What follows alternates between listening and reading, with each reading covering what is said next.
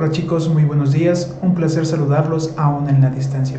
Bienvenidos a nuestra sesión número 5, en la cual reflexionaremos en torno al tema las funciones de la lengua. Ahora sí, entremos de lleno a nuestro tema, que es funciones de la lengua.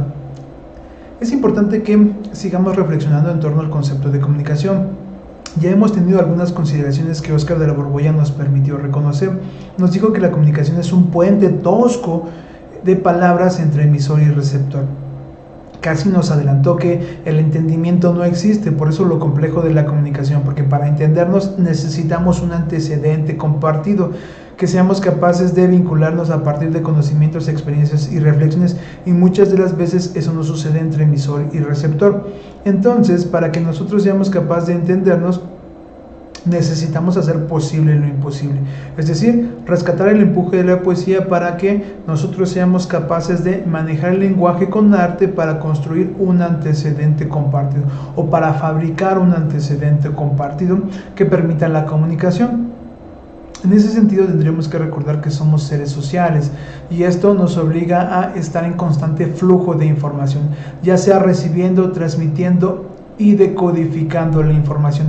¿Cómo lo hacemos? A partir de la interpretación de los signos, pero para interpretarlos o decodificarlos hacemos la utilización de los sentidos. Piensa cuando escuches una ambulancia, si vienes manejando sabes que te tienes que orillar para darle paso a ese vehículo. Cuando levantas la mano y estás en un salón de clases, ya sabes que alguien está pidiendo la palabra. Cuando escuchas el sonido de shh, sabes que quizá tienes que guardar silencio. Oye, quizá interpretas que alguien te está llamando y puedes voltear de inmediato porque puedes sentirte aludido. Entonces, como lo ves, para que nosotros podamos comunicarnos en la sociedad, estamos condicionados a la información. Para poder tener acceso a la información necesitamos decodificar los signos y una manera de ellos es a través de los sentidos. De esta manera podemos entender que la comunicación es transmitir información de un punto a otro. Y los elementos que intervienen en el proceso de la información forman el sistema de la comunicación. Ahorita más adelante te voy a presentar el esquema de la comunicación y reflexionaremos acerca de él. Pero ahora te preguntarás, bueno, ¿qué caso tiene aprender o trabajar las funciones de la lengua? Bueno, tenemos que reconocer que este flujo de información siempre tiene un propósito. Siempre que emisor y receptor tienden un puente de palabras, lo hacen con un objetivo, ya sea transmitir información de manera objetiva, establecer un canal de comunicación, reflexionar sobre la propia lengua o embellecer el lenguaje, quizá tratar de convencer o persuadir o expresar sentimientos. Cuando yo reconozco las funciones de la lengua, entonces puedo reconocer que en un texto puede haber todas estas, sin embargo una de ellas va a ser más importante. Y cuando ya voy manejando estas, puedo también reconocer a partir de ella las características que tienen los textos. Por ejemplo, en un texto que prive y esté cargado de información referencial, tendré un texto informativo. Cuando el objetivo sea persuadir, voy a tener un texto argumentativo. Y cuando lo que importe sea el embellecimiento del lenguaje, estaré ante un texto literario. Entonces, por lo menos ahí yo tengo pistas para reconocer tres tipos de texto: el informativo, el argumentativo y también el texto literario. Quizá en más de una ocasión ya te presentaron los elementos del sistema de la comunicación. Un emisor que emite un mensaje a un receptor. Para que emisor y receptor puedan entenderse, necesitan un código, que en este caso puede ser la lengua. El emisor transmite mediante un canal su mensaje, que puede ser visual, escrito, multimedia, etc. Existe un referente, que es de lo que se está hablando y los elementos importantes para entender de qué se habla.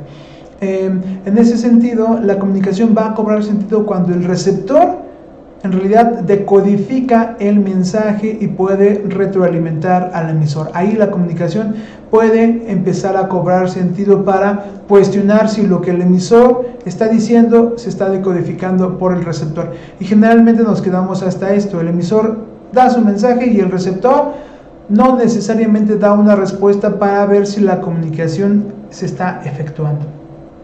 Pues bien, en lo que refiere a las funciones de la lengua, cada una de ellas va a estar centrada en un elemento del sistema de la comunicación. La referencial en el referente o de lo que se está hablando, la poética en el mensaje, la expresiva en lo que el emisor está transmitiendo, la apelativa en el cambio que puede tener el receptor producto del mensaje del emisor, la metalingüística en el código y la fática en el canal. Ahora sí, veamos lo que son las funciones de la lengua. Existen 6. Las 3 primeras son las más importantes. La función referencial o informativa trata de transmitir información de manera objetiva y va a estar presente en todo acto comunicativo. Va a desaparecer cuando exista subjetividad y cuando se pretenda promover una reacción en el receptor. Miremos el ejemplo. Para Marina, la inteligencia fracasa cuando es incapaz de ajustarse a la realidad, de comprender lo que pasa o no nos pasa. En este fragmento, lo que importa es transmitir el pensamiento de Marina y por eso se está haciendo una cita textual. Se está transmitiendo de manera objetiva porque fueron las palabras tal y como las dijo Marina. Entonces hay una información que se transmite de manera objetiva. No hay un juicio de valor sobre lo que dice Marina. Quizá en el texto pueda aparecer y entonces ahí la función informativa ya va a dejar de serlo y va a pasar a ser una función apelativa. Cuando se intenta convencer o persuadir de algo, es decir, provocar una respuesta o reacción por mínima que sea en el receptor, estamos ante la función apelativa. Observemos el ejemplo. Si desde un punto de vista de la mejoría ética, el comportamiento cívico y la ilustración da lo mismo leer que no leer, entonces mejor apaga la luz y vámonos. ¿De qué se nos trata de convencer? De que si nosotros no somos conscientes del impacto que tiene la lectura en la sociedad y no somos representantes de ello, entonces no tiene caso seguir leyendo, porque si somos buenos lectores, tenemos que ser ciudadanos éticos, cívicos e ilustrados en cualquier lugar donde nos estemos desenvolviendo.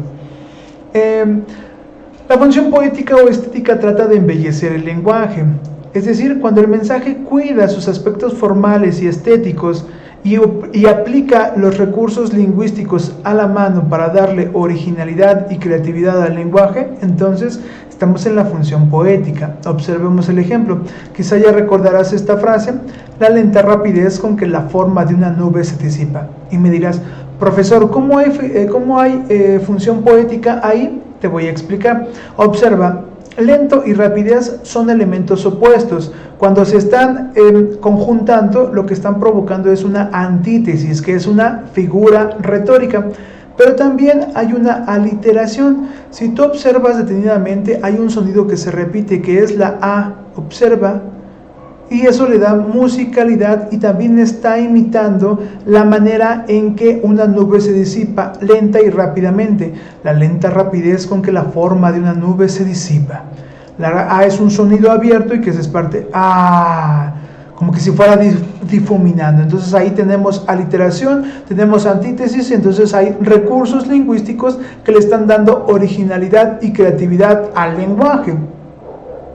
Cuando yo digo provocar una respuesta, no hay algo que suene creativo y original. En cambio aquí sí hay originalidad y creatividad por los recursos que está utilizando el autor.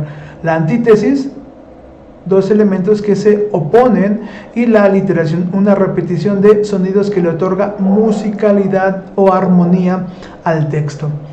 La función emotiva o expresiva trata de expresar sentimientos, manifiesta el estado de ánimo o la actitud emotiva en el mensaje. Me inquieta la postura de muchos ideólogos y expertos del libro. Aquí hay una función referencial que tiene que ver con la postura de ideólogos y expertos del libro. Sin embargo, eso le inquieta al emisor. Entonces ahí está una actitud emotiva de quien está elaborando el mensaje. La función fática o de contacto trata de comprobar el canal de comunicación. A veces cuando nos estamos comunicando es preciso verificar si la comunicación se está llevando a cabo, si fluye, o interrumpirla para comprobar si el canal de comunicación está abierto. En ese sentido, el mensaje es solamente un pretexto y vive de pequeñas expresiones. Por ejemplo, oiga, ¿entiendes? ¿Sabes? Sí, sí, bueno, ¿qué? Entonces ahí estamos verificando si la comunicación es fluida y estamos comprobando el canal. Por otro lado, la función metalingüística tiene por objetivo reflexionar sobre la propia lengua. Si yo le dijera a alguien, estás esdrújulamente bella, tu significado y significante me seduce, de inmediato nos sacaríamos o perderíamos el sentido, porque tanto significado como significante como esdrújula son palabras que no son aplicadas a la descripción de una persona, sino son aplicadas al análisis de las palabras o del discurso. Y entonces cada que utilizamos una aclaración sobre el significado de una palabra o estructura usada en un mensaje, nuestra pregunta tiene una función metalingüística. Cuando yo uso acento diacrítico, tiene que ver, es una palabra que me está ayudando a reflexionar sobre un aspecto de las palabras, en este caso los tipos de acento. Pero también puedo decir, las palabras acabadas en mente son adverbios de modo.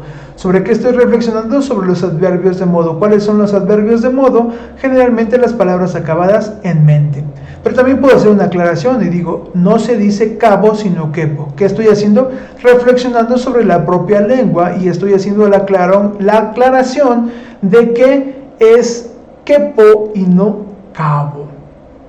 Cuando yo utilizo referencial apelativa, poética y emotiva para explicar la intención que puede tener un mensaje, lo que estoy haciendo es reflexionar sobre la propia lengua. Pasemos a la parte más importante de la sesión, en la cual darás cuenta de tus aprendizajes en torno a las funciones de la lengua. Para ello elaborarás el apunte número 1, que al igual que la entrega de las actividades sigue los mismos lineamientos. Entregarlo con los datos de identificación en la parte superior derecha, colocar el título, el objetivo y las instrucciones. Por favor, verifica la fecha de envío en Classroom. El apunte lleva por título Apunte 1, el proceso de la comunicación y las funciones de la lengua. El objetivo es conocer el proceso de la comunicación y las funciones de la lengua mediante el análisis de textos para que el estudiante sea capaz de reconocer la intención de un texto. De momento hemos conocido el proceso de la comunicación y las funciones de la lengua. Ahora te corresponde a ti analizar algunos textos para que puedas encontrar las funciones de la lengua y ya que reconozcas las funciones de la lengua, identificar cuál es la más importante y así determinar cuál es la intención del texto. Para esto es importante cumplir con las siguientes instrucciones. 1. En función de lo revisado en el video, responde. ¿Cuál es la importancia de la comunicación? ¿En qué sentido la comunicación se vuelve un acto inalcanzable en mi vida cotidiana? Segundo, transcribe la tabla de las funciones de la lengua en tu cuaderno. Para eso tendrás que regresar el video y transcribirla en tu cuaderno. 3. Resuelve en tu cuaderno el ejercicio relacionado con las funciones de la lengua, que será el que te presentaré a continuación. De ese ejercicio vas a elegir uno de los textos de la primera columna, excepto el primero, y vas a explicar cuál es la función más importante del texto. Y con base en esa función más importante puedes determinar cuál es la intención, y te lo voy a mostrar con la resolución del ejemplo. Pasemos a la revisión del ejercicio. Trabajarás con la siguiente tabla. Observa que en la primera columna están los ejemplos o los textos a analizar y en la segunda columna están las funciones de la lengua, que es donde vas a contestar la actividad. Trabajemos con el ejemplo. Por otro lado, ¿qué poderío más grande de la duda? ¿Cómo disuelve, fulmina, desintegra, revienta Óscar de la Borbolla? El texto tiene dos subrayados, uno en verde y uno en color naranja o ladrillo. Eso quiere decir que hay dos funciones de la lengua que yo tengo que determinar. Me doy cuenta que la primera frase en verde tiene que ver con una función emotiva. Si yo analizo qué poderío más grande de la duda, me doy cuenta que el autor transmite su emoción por el poderío de la duda. En cambio, en cómo disuelve, fulmina, desintegra y revienta, a pesar de que también hay emotividad, también hay una marca que me permite saber que hay una intención de apelar al receptor y entonces nos trata de convencer acerca del poder de la duda. Cuando yo analizo estas dos funciones, me doy cuenta que la más importante es la apelativa. Y entonces puedo determinar que en este texto hay la intención de convencernos de algo. ¿De qué? Del poder o el poderío de la duda. Es lo que yo quiero que analices. Si recuerdas que dice en la instrucción que vas a resolver el ejercicio y después vas a elegir uno de los textos, excepto el primero, y explicar cuál es la función más importante del texto. Entonces, lee con atención el texto 2, 3 y 4, observa detenidamente los subrayados que tiene cada uno de los textos y determina cuál es la función de la lengua presente en cada subrayado y explica el porqué. Te sugiero que escribas la función de la lengua en cada uno de los colores o por lo menos marques a cuál pertenece cada uno para que yo pueda ubicarlo cuando revise tu tarea. Recuerda también el punto número 4, vas a elegir uno de estos textos, vas a analizar la respuesta que diste a las funciones de la lengua y vas a determinar cuál es la más importante en el que selecciones. ¿Cómo lo vas a seleccionar? Pues si quieres puedes poner una marca, vas a encerrar en un círculo para que yo sepa que esa es la función más importante del texto. Entonces, si hay alguna duda o alguna pregunta, te sugiero que regreses a la lectura detenida de las instrucciones. Sé que ya estás fastidiado, sin embargo, solamente quiero hacer algunos comentarios breves sobre la lectura que vas a trabajar en la actividad número 5 en la siguiente clase. Se llama Por un aprendizaje transformador y es de Juan Domingo Argüelles. Ya leíste un texto, el del examen diagnóstico. Es importante que tengas frescas algunas de esas ideas para que puedas hacer algunas inferencias y puedas comprender mejor algunos de los elementos. Vas a localizar algunas palabras claves del texto, me parece que son 5, y otras actividades. Solamente te doy algunos tips que ya son casi parte de nuestra metodología. Las palabras claves son aquellas que nos van a permitir explicar el texto de manera sencilla y a partir de ellas vamos a reconocer información importante del texto. Para acceder a ellas lo debemos de hacer mediante la información que nos proporciona el título. En este caso tengo por un aprendizaje transformador. Tengo una palabra importante que es aprendizaje, pero está rodeada de otras 3. Por un, que podría ser sinónimo de hacia un aprendizaje transformador. Y la pregunta es, ¿por qué un aprendizaje puede ser transformador? Entonces, si yo leo el texto y soy capaz de definir cuáles son los elementos que pueden transformar el aprendizaje o que pueden convertir al aprendizaje en un acto transformador, ahí yo tengo elementos importantes. Recuerda que como buenos lectores siempre empezamos hojeando el texto. Si yo observo rápidamente mi primer párrafo, me doy cuenta que aquí aparecen cursivas, que aparecen algunas comillas, que aparece un autor que se llama Russell. También aparece que una palabra de educación y lectura aparecen ahí como en las que inician el párrafo. Después tengo el nombre de un autor, Ernesto Sábato. Otra vez aparecen algunas comillas, algunas cursivas, aparecen educación, cultura, educación superior. Aparece entre comillas, reaprender es gozar. Después vuelven a aparecer estudiar y leer. Vuelven a aparecer entre comillas, aquí aparece lectura de calidad. Inicia el párrafo con de muy poco sirve la superioridad intelectual, ahí aparece entre comillas, hay otra palabra que tendría que empezarme a hacer pensar, y aquí otra vez aparece tragedia cultural y el párrafo pareciera como extenso, entonces quizá aquí hay información importante. Y después aquí tengo aunque, esto quiere decir que este párrafo quizá muestra una idea contraria a lo que se venía manejando como tragedia cultural. Tenemos otro autor que es Elías Canetti. Una vez más aparecen preguntas. ¿Para qué sirve? Aparecen otra vez comillas. Así como suele reprocharse, aparece no deja de ser inconsecuente y el texto termina con otras comillas. No puedo imaginar qué clase de bondad puede tener un libro si es incapaz de hacer buenos lectores. Entonces, con esto, buenos lectores, quizá yo tendría que regresar buenos estudiantes o qué elementos hay para que yo pueda convertir convertirme en un buen estudiante quiere decir que tengo que transformar mi aprendizaje. Entonces, si yo soy capaz de reconocer las ideas que me pueden llevar a transformar la forma en que estoy aprendiendo, quiere decir que he comprendido el texto. Ojalá puedas hacer las actividades de manera plena y satisfactoria. Entonces trabaja la actividad número 5 en la segunda sesión. Nos estaremos encontrando la siguiente semana. Cualquier duda me escribes ya sea en los comentarios de este video o por Classroom. Estamos en contacto y ojalá puedas identificar las funciones de la lengua en los textos y a partir de ellos reconocer la intención que tiene un texto o que tiene un párrafo o un enunciado. Seguimos en comunicación y que tengas un excelente día. Hasta luego.